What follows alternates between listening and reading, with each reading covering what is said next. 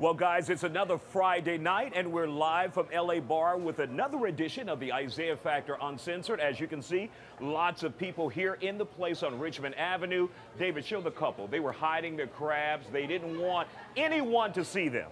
Well, we have a wonderful show planned for you this evening. We have some great guests. Now, some of the people that we're going to talk to, Kim Ogg, one of the prosecutors that we know from Crime Stoppers, and she's been in Houston. She is a name in Houston. We will talk with her. Also, Bob Price from Breitbart, Texas, and he will be sitting down with myself and the Black Panthers right here in Houston. So we have a wonderful program for you. Make sure you keep it on the spot you have right now. And first, we're going to take a look at some of the top stories in Houston and right around the country. You can call Kristen McQuarrie the big mouth banshee of the day. How deep did she place a proverbial foot in her mouth? I'm just saying we're at the ankle now. The Chicago Tribune writer was trying to be creative, as most editorials are, when she insulted an entire city of people who survived a major tragedy in Louisiana. McQuarrie wrote, in the city of Chicago where she lives, it needs to be hit by a devastating storm like Katrina so the entire system in that city can be reset. Like improving education and getting rid of the corrupt city government. McQuarrie, your careless comments were dumb and reckless. For that, you get the Factor's big mouth banshee of the day. Also, everyone around Texas is all excited with the return of Bluebell ice cream after being absent from your local store freezer for months. This is after a multi-state outbreak of listeria in your precious Bluebell. Did you people forget Bluebell knew about the problems with listeria as far back as 2 years ago? And the FDA said they did little more than just report it. Now, after people have died and others were hospitalized, you're cheering Bluebell, Bluebell, like USA, USA, USA. Come on, people. Join me with a dozen of chocolate chip cookies and milk, and then we can all just call it a stretch pants day and forget about Bluebell. And this guy, 49-year-old David Connolly, he's a new monster of Harris County. Investigators say this man with that lazy strand of hair at the back of his head, I know you've noticed it. Don't lie, you've seen it. This man, one by one, shot his ex-girlfriend, Valerie Jackson, her husband, Dwayne Jackson, and 6 children, including one Connolly shared with Jackson. How could this happen when court records show this man was in and out of jail and an abusive husband and abusive boyfriend? Not only did the system fail the victims in this case, we as a community dropped the ball, and the end result, one horrible tragedy that will forever be a part of Harris County's history. And that's our top story.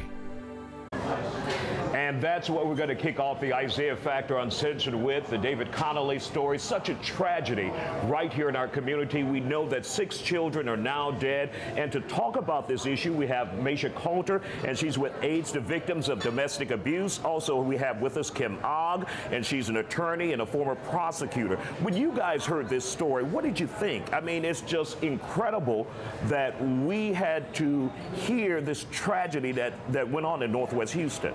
Well, it puts Houston at the epicenter of the domestic violence, just tragedy. And I think that every Houstonian has something to learn. All the policymakers, the leaders in our city, there were chances that we had to save these children. And I think that our community needs to know every time there's an opportunity to help somebody get out of an abusive situation, we need to do everything we can.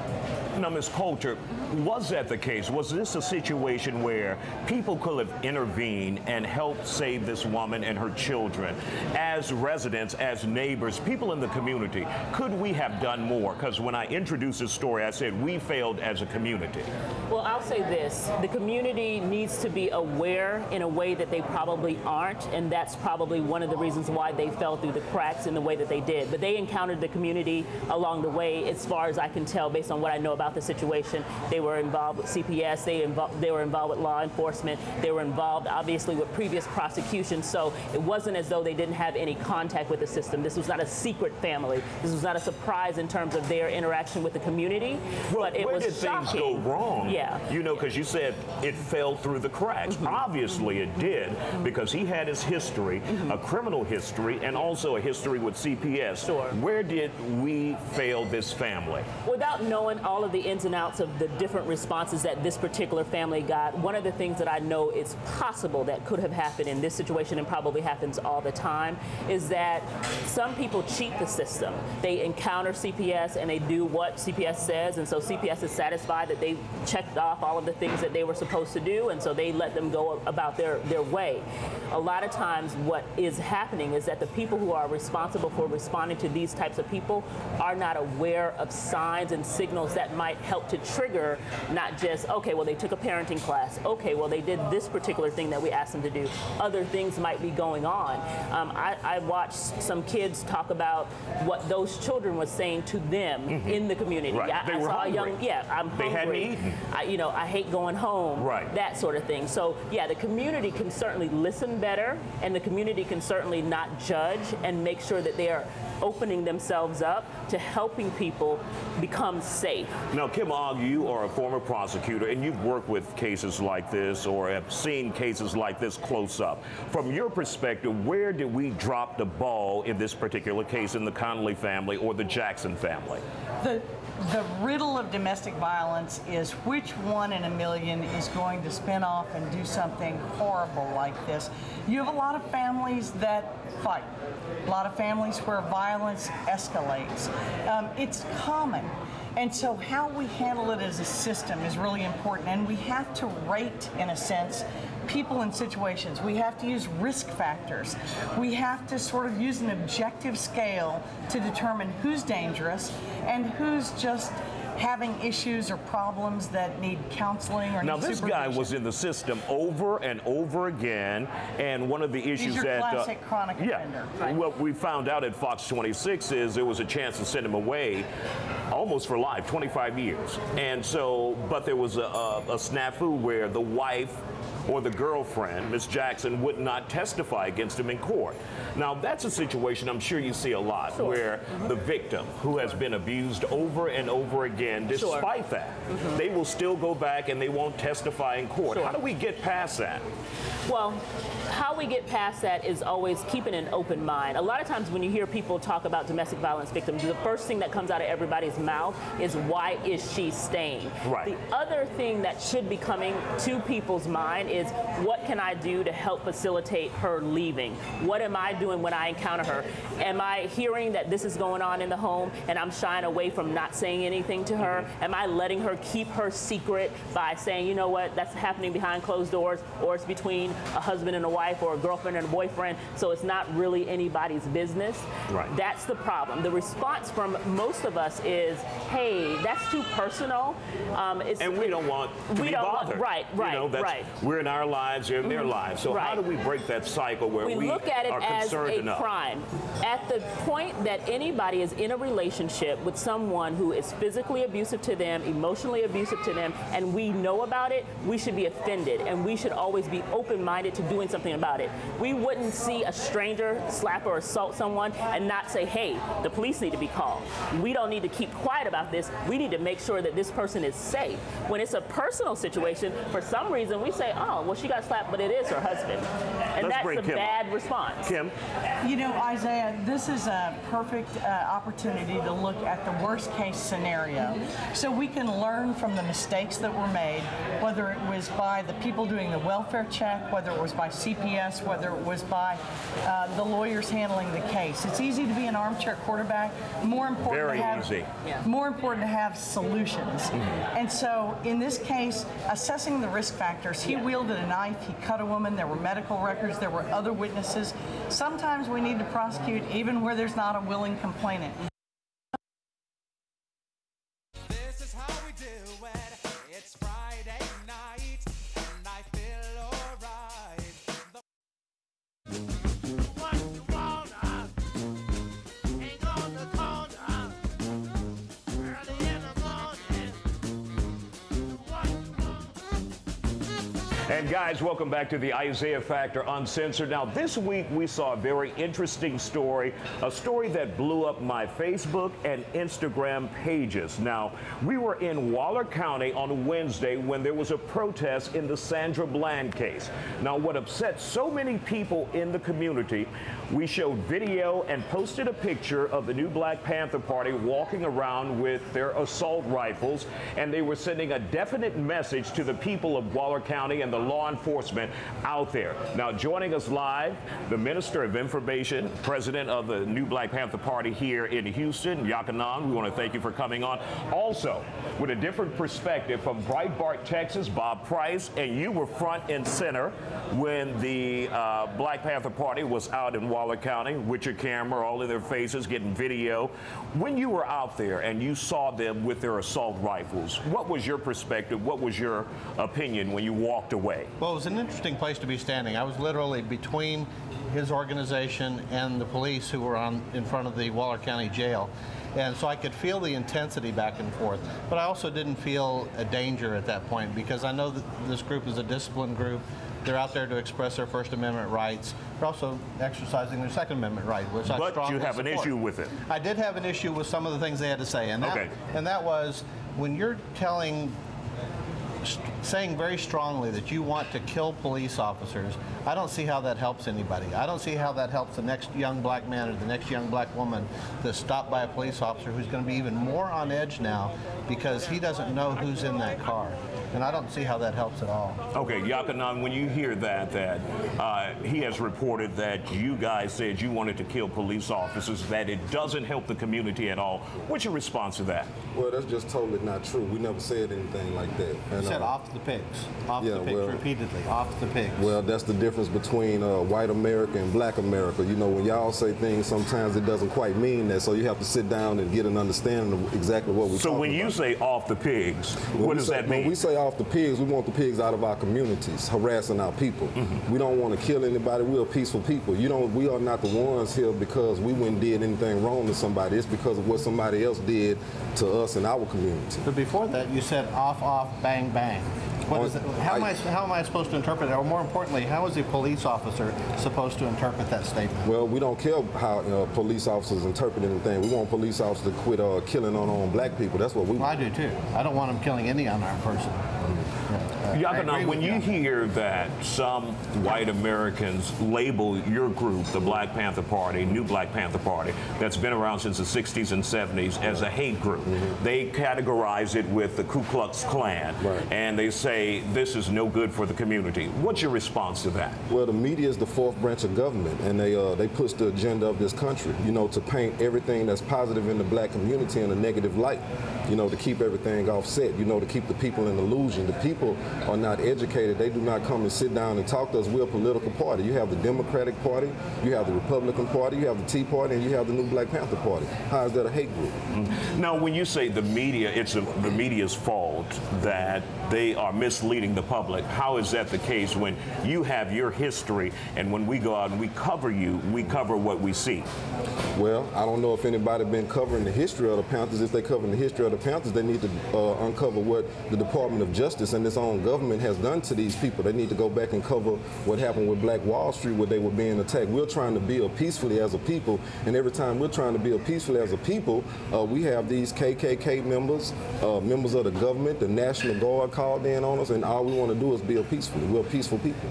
Now, when you came out with your weapons in Waller County, obviously we've seen the Oath Keepers in Ferguson with their weapons. But when you came to Waller County with your weapons, I saw so much racism on my Facebook page. Firmly divided. On one side, we had whites and Hispanics saying that you guys are hate mongers, you're a hate group, and on the other side, you had some blacks supporting you. What surprised me was so many Hispanics calling you the N-word. Right. Does that surprise you at all? No, it doesn't surprise me at all because you have to emulate the European in order to strive in this country, and that's what they're looking at. You know, everybody look at us, they feel like they can hate us. You know, that's the way to go in this country. That's how you're supposed to make it. Now, Bob, you said you weren't surprised by that when you and I, because you grew up in... I grew up in South Texas. Okay. And, I've been in that community, and I understand the feelings that Hispanic people have expressed, and I've heard that term expressed very harshly in the past. I take objection to that term no matter who I hear it from. I think that if people will sit down and have an intelligent conversation about an issue, we can move. I'd like to talk to you about some of the things we do agree on, about Planned Parenthood, for example, about the crimes against the black community that have taken place because of the government. You know, there's a lot of issues I think we could find agreement on, but when you start talking what we perceive or what I perceive as a very violent threat, that makes it hard to sit down and have a reasonable discussion. Got 15 seconds left. Y'all gonna wrap it up. We're through having conversations with people that hate us. We've been through the Civil Rights Movement. We've been through Voting Rights Act. We asked for dash cams. Then we asked for tasers. Then we asked for then we asked for body cameras. All we're doing is continuing to show people actually what's going on. You know, conversations are not getting it. We've been here at the table sitting down having this conversation, this technology of the enemy, and we're just not with that anymore. Well, guys, we want to thank you guys for coming on. Bob Price from Breitbart, Texas, and Yakanan from the new Black Panther Party. I guess there won't be any conversations in the future. Maybe here on The Factor Uncensored. That's about it. It's about business. We'll be back with more after this. Stay with us. This is how we do it. It's Friday night, and I feel alright. The party's here on the way.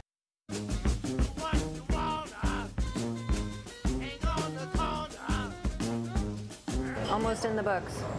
Well, guys, welcome back to the Isiah Factor Uncensored, and it's time for some of the hot stories and hot topics going on in our community and around the country. Joining us now is Erica Rico with 93Q and also Laura Reynolds with Sports Radio 610. We want to thank you guys for coming out. What you got for us? What you got for us? We're excited. Okay, so it's the 70th anniversary of that famous Times Square kiss, you know, the one where I remember that. We're still trying to find out who those two people are. Well, of course, the physicists over at Texas State University, they're putting science to it, and they're trying to determine what time the kiss was taken. That way we can, everybody step forward and said, hey, that was me in the kiss. Well, they're trying to determine who it really was. Turns out, according to shadows on buildings, it was at 5:51 p.m. President Truman didn't make the announcement until 7:03. So they were kissing, just smooching early. They were just making out. Isn't that crazy? I know. Well, Was it a Kardashian? oh, we'll get to the Kardashians. They're on the list. Let's put it that way. Well, from a sailor in Times Square to some Marines, for the first time in 54 years, they were actually able to put the U.S. flag back up in Cuba at the embassy, and they were able to raise it. The great thing about it was the 3 Marines who originally brought the flag down 54 years ago were back to put the flag back up. It was just incredible. Awesome. Okay, so the Teen Choice Awards are going to be on Fox this Sunday. Now, if you have teens and you're like, what are these kids talking about? I have no clue what language you're speaking. We're going to help you out here on Fox. All you have to do is watch the Teen Choice Awards. We have the red carpet. We have what everyone's wearing. We have, you know, the verbiage everyone's using. So if you want to be a cool parent, make sure you're watching the Teen Choice Awards. Also, the Stars of Empire will be on there. They're the hottest thing ever right now. I'm just hoping Ludacris doesn't have a shirt. Okay, please, just host the Teen Awards without a shirt. You know, speaking of marriage, you know, it's always in sickness and in health. Well, this couple took it even further. Albert and Lisa Harris actually, he needed a kidney, so she turned out to be a perfect match. And so she was able to donate a kidney, so now they actually share more than just marriage. They share a kidney together, too. He owes her big time. Yeah, absolutely. They're together forever, literally. Yes. Now, don't ask Sharon Stone a question unless you want to know a very blunt answer. Remember, she had that brain hemorrhage in 2001? She said one of the side effects is that she'll just tell you whatever is on her mind. There's no filter. There's no, like, I'm going to be nice and sugarcoat it. There's none of that anymore. Oh my God! So I need to go ask Sharon a couple of questions, like what's your bank account number? I like the way you think. I like the way you think of that. Yeah. Well, I promised Kardashians. There's Kardashians. I was so glad when we found out that Khloe is dating James Harden because they have brought the drama to Houston. It's awesome. So right after Lamar Odom supposedly confronted Khloe in LA, Khloe had to seek some, you know, good time with her beau, James Harden. So she flew to Houston and they ate out at Chipotle. What? Come on, James. You can afford better than that, all right? Hey, that's fancy eating. Yeah, extra guacamole. We'll be back with more of the Isiah Factor Uncensored with the 2-minute sports drill in a moment. Stay with us. This is how we do it. It's Friday night, and I feel alright. What you wanna? Ain't on the corner. Early in the morning. I need to eat that. And welcome back to the Isiah Factor Uncensored. And joining me now is Laura Reynolds with Sports Radio 610. And you have the 2-minute sports drill in Absolutely. 145. All right, know how to, let's go. All right, have you had enough J.J. Watt? I've got more for you. He's going to be on Texas Monthly. He's on Hard Knocks. I mean, you see the guy everywhere. I just talked to Scott McClellan at HEB. The new HEB commercials are getting ready to come out with Scott. They're going to be hilarious. And, of course, J.J. in the news now because he eats 9,000 calories a day to deliver all of that to you. So what would be 9,000 calories? I'm so glad you asked. This is a plate of Alfredo. You would have to eat 7 of these in order to have 9,000 calories now, a day. I can do 2, 2.5, but 7, I don't think so. You better get busy and get a shovel. Let's put it that way. Let's go from Superman to superheroes. We've got an LSU player, Traven Duval, and a Southern University player, Randall Menard, and they are actually cousins. And they came upon a car accident. A woman was trapped upside down in an SUV, and they actually pulled her out and rescued her before the first responders could get there. Oh my God. Now, both of those colleges are in my hometown. Southern University is my alma mater. And that's why I had to mention it. Absolutely. Thank you, Laura Reynolds. That's all the time we have. And we want to thank you guys for coming out and participating in the Isiah Factor Uncensored here at the LA Bar. We'll see you back here next Friday. Have a good weekend. Now, I can eat this. Oh.